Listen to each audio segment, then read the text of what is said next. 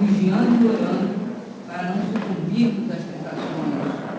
Em vez de ter, mais vale chorar sobre os aguilhões da resistência que sorrir sobre os narcóticos da queda.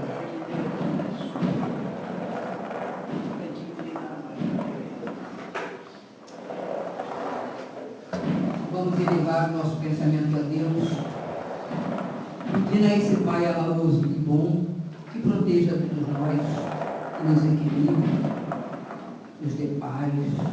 Possamos ter, nesse momento em que estamos, essa paz que buscamos a toda hora, a todo momento. Querido Mestre Jesus, irmão amado, irmãos Cristóforos, aqui nos encontramos para mais uma noite de aprendizado. Fortalece a todos nós. Ilumina a expositora da noite de hoje, que possamos cada vez mais assimilar esses conhecimentos maravilhosos que a doutrina espírita nos leva. Que assim seja. A nossa expositora da noite de hoje é a Vera Lanes, e ela vai abordar o tema o Evangelho segundo o Espiritismo no século XXI.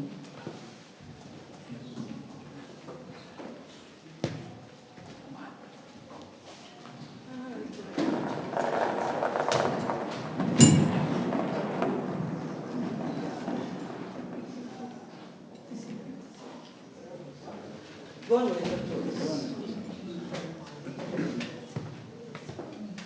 Então, a Sônia adiantou, né? Ali aquela sigla, ESE, significa Evangelho segundo o Espiritismo. Eu tenho horror às siglas. Horror.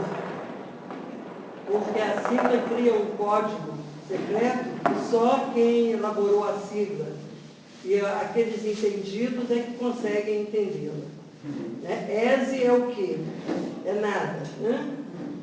Mas ultimamente vem sendo muito usado, até em textos, essa forma de referir-se ao Evangelho.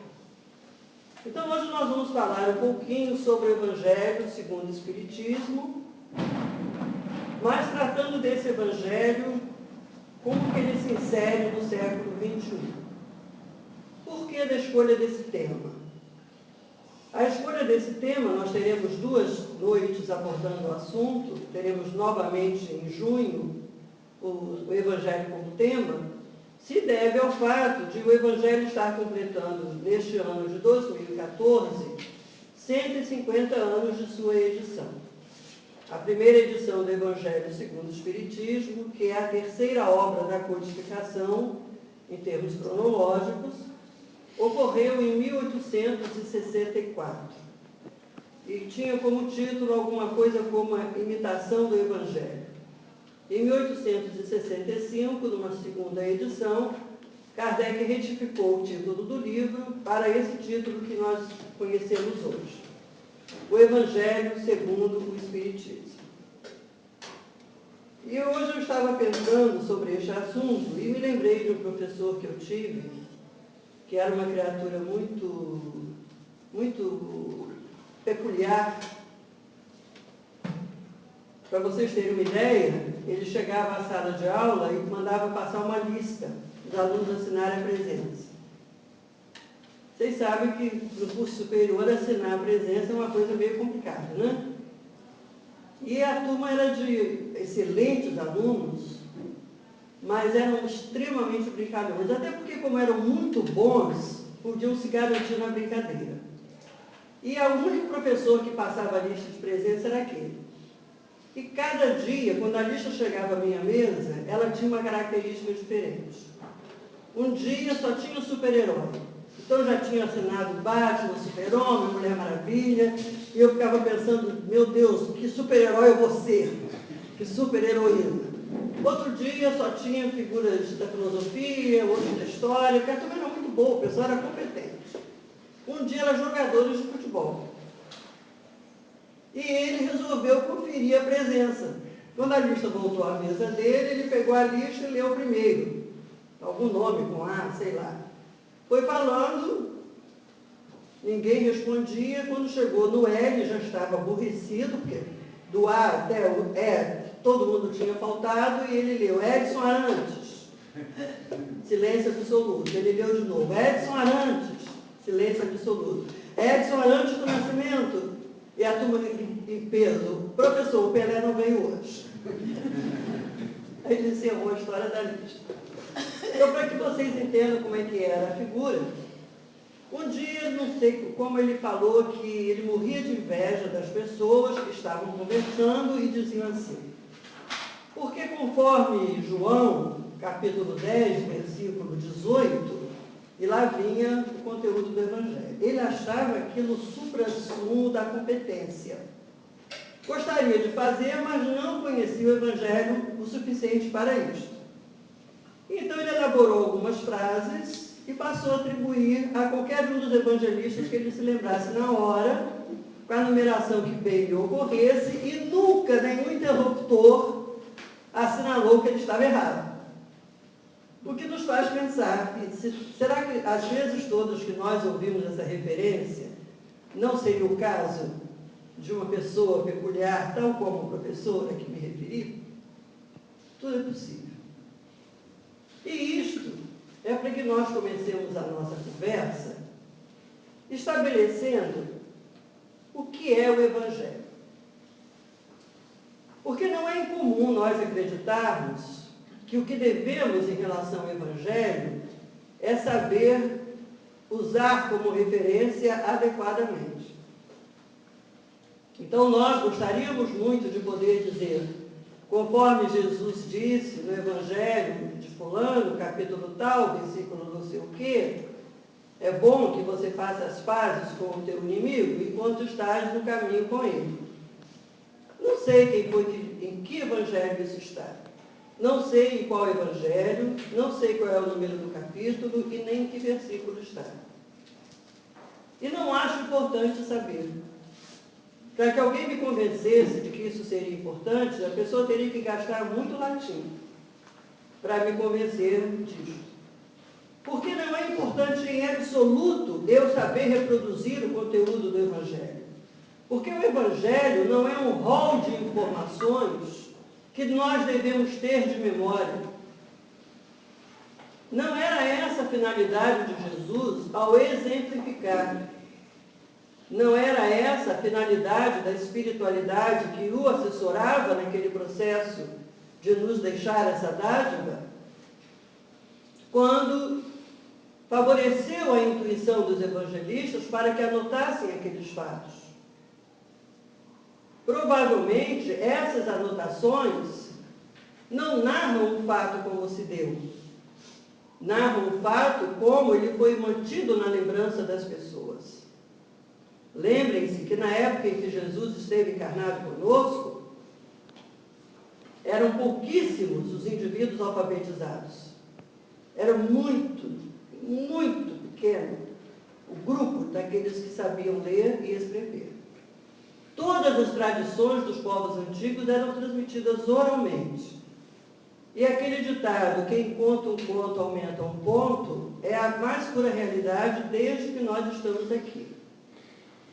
Então, provavelmente, essas narrativas do Evangelho, embora se refiram a fatos reais, têm um conteúdo muito grande de interpretação daquele que lembrava do fato para narrar aos evangelistas e do evangelista ao ouvir.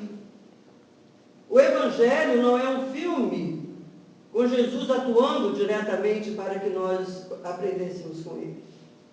O Evangelho é um conjunto de anotações resultantes de lembranças daquilo que ele disse, daquilo que ele fez. E esses fatos foram escritos alguns anos, bem tardiamente, em relação a Jesus, a vida dele aqui. Desculpem, mas eu estou com um processo alérgico, então a coisa está meio complicada aqui. Foram escritos depois de algum tempo da estada dele conosco, mas já quando a importância dele era conhecida. Então, quando aqueles fatos foram escritos, não era alguém narrando a história de uma pessoa comum. Era a narrativa dos atos de uma pessoa já conhecida como excepcional.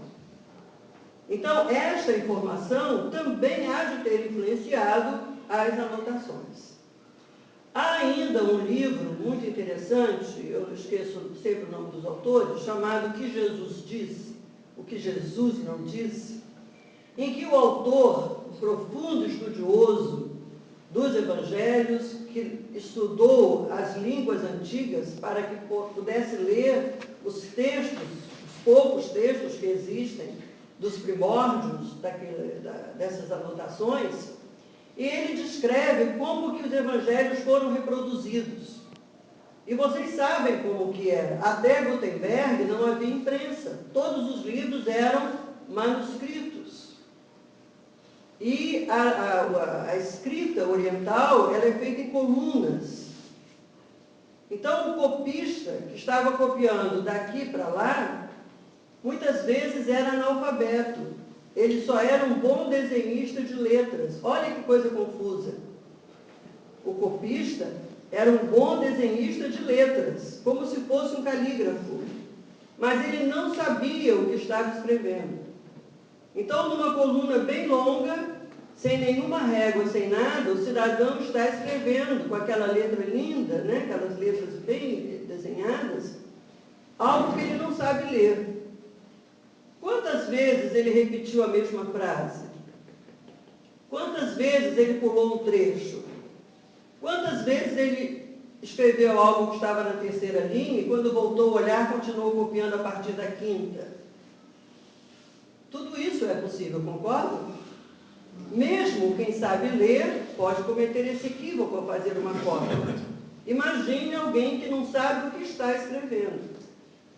Então, isso resultou num conteúdo muitas vezes confuso, num conteúdo muitas vezes sem sentido. Então é preciso que nós olhemos para esse texto considerando tudo isso, não para tirar valor desse texto, mas para tirar dele o valor real que ele tem. Porque independentemente do conjunto de palavras, há nesse texto ensinamentos que são primordiais. Então, é a informação que conta, e não a maneira como esta informação está detalhada no texto. E neste ato de informar, nós nos perdemos do objetivo, acreditando que tudo que devemos saber do Evangelho é o seu conteúdo. Isto não é conhecer. Eu estou dando tempo para que vocês ouçam o que eu falei e possam até discordar de mim. De preferência, quem discordar, não me diga, por favor. É um direito do ouvinte discordar, mas é um dever calar-se. Tá bom? Vou repetir a frase. Nem sempre o fato de eu ter comigo uma informação que eu posso repetir sem nenhuma omissão, quantas vezes me pedirem, significa que eu conheça o conteúdo daquela informação. Quando eu estou informada sobre algo, mas não sou capaz de dimensionar o conteúdo deste algo, eu não conheço a mensagem encerrada nas palavras. Eu me comporto como um papagaio, que repete as palavras aprendidas, mas não sabe o significado delas. Conhecer é ir além da informação. Quando eu conheço alguma coisa, esta coisa está contida em mim, indelevelmente,